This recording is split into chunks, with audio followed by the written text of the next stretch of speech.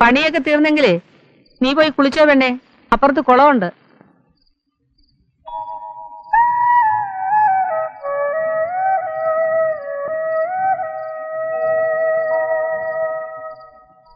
നല്ല നിലാവുണ്ട്, പേടിക്കാതെ കുളത്തിലേക്ക് ചെന്നോളൂ.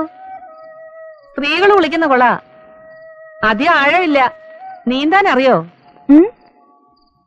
നീന്താൻ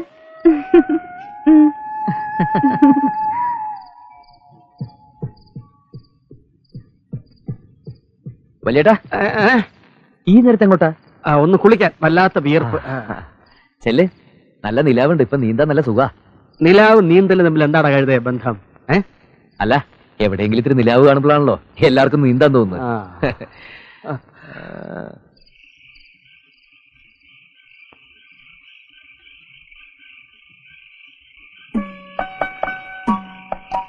പവിഴം,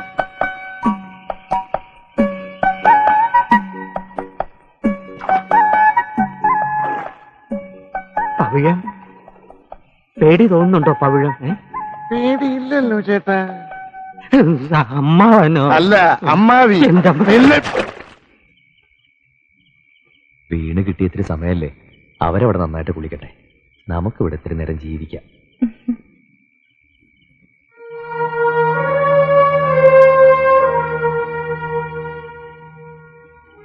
നീ ശരിക്കും ഇവിടുത്തെ വേലക്കാരിയായി മാറി അല്ലടി? இல்லைங்க, எனக்கு எந்த கஷ்டமும் இல்லை. உங்க அம்மா ரொம்ப நல்லவங்க. என்னால் இந்த குடும்பத்துக்கு எந்த பிரச்சனையும் வராது. கொஞ்ச நாளைக்கு இப்படின்னு தானே சொன்னீங்க, அதுக்கப்புறம் எல்லாம் சரியாயிரும்ல? ശരിയാവും, ശരിയാക്കണം. விடுங்க, சாந்தி முகூர்த்தத்துக்கு முன்னால இதெல்லாம் வேண்டாங்க. അതവിടെ, ഇവിടെ എല്ലാം സ്നേഹമാ. സ്നേഹിക്കാൻ ഒരു മുഹൂർത്തം വേണം.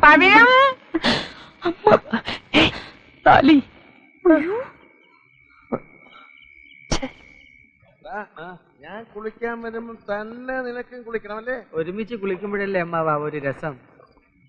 കുളിക്കാൻ പറ്റിയില്ല അല്ലേ? എനിക്ക് നീ കുളിമുറി കുളിച്ചാ മതി. വാ. മാണിക്യ വീണാവുലാളയന്തി മദാലസ മഞ്ജുള വാക്വിലാസ മഹേന്ദ്ര.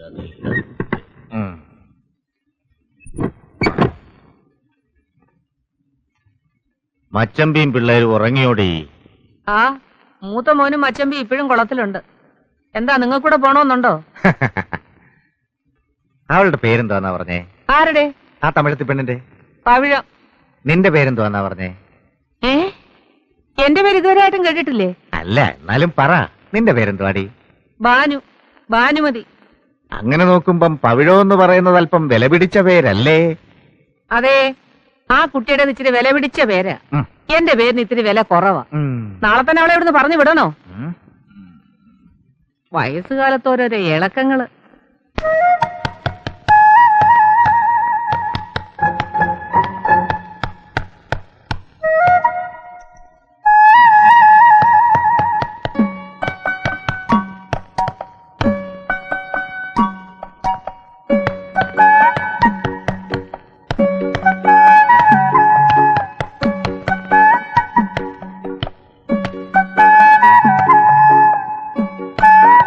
ഇവിടെ എന്താ ഒരു മരാമത്ത് പണി?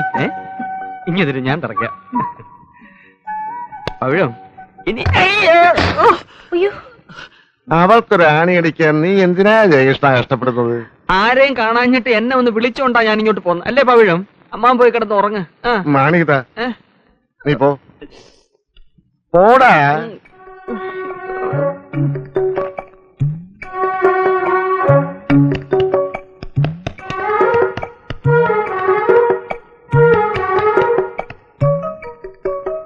കുട്ടിക്ക് ഇപ്പോ എന്താ ഇവിടെ തൂക്കേണ്ടത്? വേണേ ഞാനൊരു പടം തരാം. ഇതാരാ, മുത്തച്ഛനാ? കടവുൾ എപ്പോഴാ ഈ വേഷത്തിൽ ഇറങ്ങിയത്?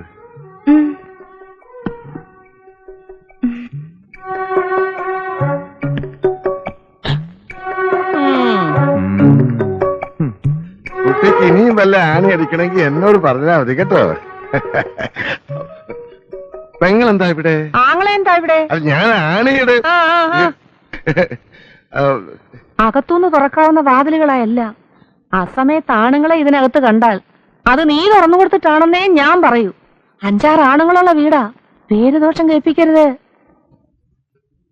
ഭാഷ തമിഴായാലും ശരി, തെലുങ്കായാലും ശരി, കാര്യം മനസ്സിലാക്കാൻ ഒരു പെണ്ണിന് ഭാഷയൊന്നും ആവശ്യമില്ല. ഞാൻ പറയുന്നത് മനസ്സിലാക്കിക്കണം.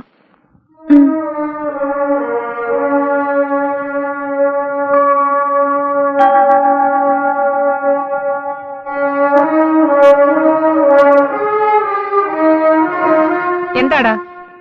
അമ്മ പറഞ്ഞത് മുഴുവൻ ഞാൻ കേട്ടു. അതുകൊണ്ട് പറയാ, ഞാൻ പറയുന്നിട്ട് ബഹളം വെക്കരുത്.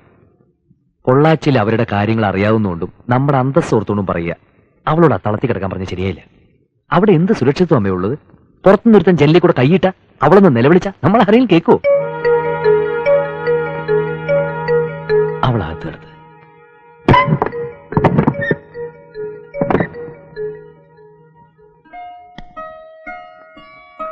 ഇനി നീ ഇതിനകത്ത് കിടന്നു.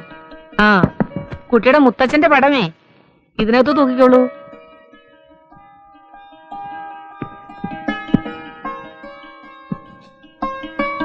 ഇത് നല്ല അടച്ചുറപ്പുള്ള മുറിയാ. പണ്ടങ്ങാണ്ട് അരിയുടെ അച്ഛന്റെ ബന്ധത്തിൽ ആരോ ഇതിനകത്ത് ഒരു കാരണവുമില്ലാതെ തൂങ്ങിച്ചെത്തിട്ടുണ്ട്. അങ്ങനെ കൊണ്ട് ഒരു കുഴപ്പം ഉണ്ടാവില്ല. പേടിയുണ്ടോ? ഉണ്ടെങ്കിൽ പറ. കൂട്ടിന് ആരെങ്കിലും വേണോ? ഞാൻ വന്ന് കിടക്കാം. ഓ, ഞാൻ പറയുന്നതൊന്നും ഈ പെണ്ണിന് മനസ്സിലാവുന്നില്ലെന്ന് തോന്നുന്നു. നീ കഥയും ജനലൊക്കെ അടച്ച് കിടന്നുറങ്ങ്.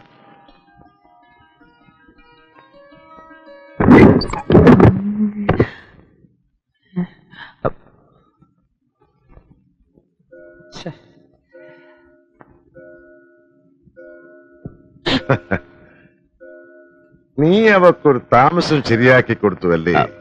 നന്നായി. നിന്റെ എന്റെയൊക്കെ മനസ്സ് ശുദ്ധ. അതുകൊണ്ടാ നമുക്കൊക്കെ ഇങ്ങനെ തോന്നുന്നത്. അല്ല മാവ, വീട് നന്നായടാ. ഞാൻ മനസ്സിൽ കണ്ടത് തന്നെയാ നീ ചെയ്തത്. ഇപ്പോ അകത്തൊരു കുളിരുണ്ട്. ഇനി ഭക്ഷണവും കൂടി അവിടെ കൈകൊണ്ടാകുമ്പോ ഉറക്കം കൂടി ശരിയാകും. പവിഴം അടുക്കളയിൽ കയറേണ്ടെന്നാ പെങ്ങള് പറഞ്ഞത്. ഭക്ഷണം നമുക്കിപ്പോഴും ഒരു പ്രശ്നമാണ്. അതെ. ഉറങ്ങണില്ലേ? ഉണ്ട്.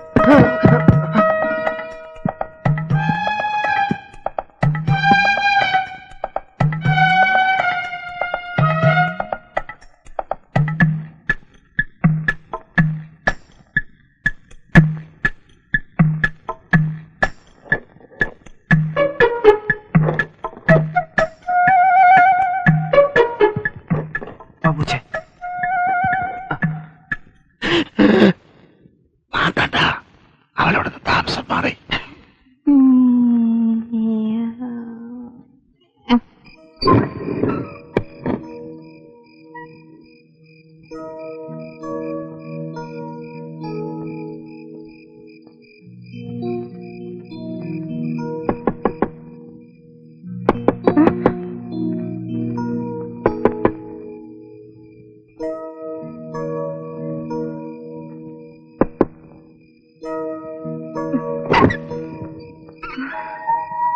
സംസാരിച്ചൊക്കെ നേരമില്ല, പെട്ടെന്ന് പോണം.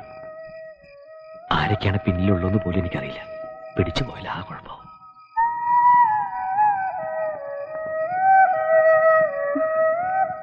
സൗഖ്യമാ? എന്തു വന്നാലും ഉറങ്ങുന്നതിന് മുമ്പ് നിന്നെ വന്നൊന്ന് കാണണം എന്നുള്ള വാശിയിലായിരുന്നു.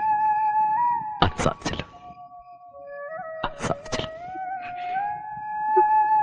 കിടന്നോളൂ. ഞാനങ്ങ് ഗൾഫിലാണെന്ന് വിചാരിച്ചാൽ മതി. സമയം കിട്ടുമ്പോ ഇങ്ങനെയൊക്കെ ഒന്ന് കാണാം.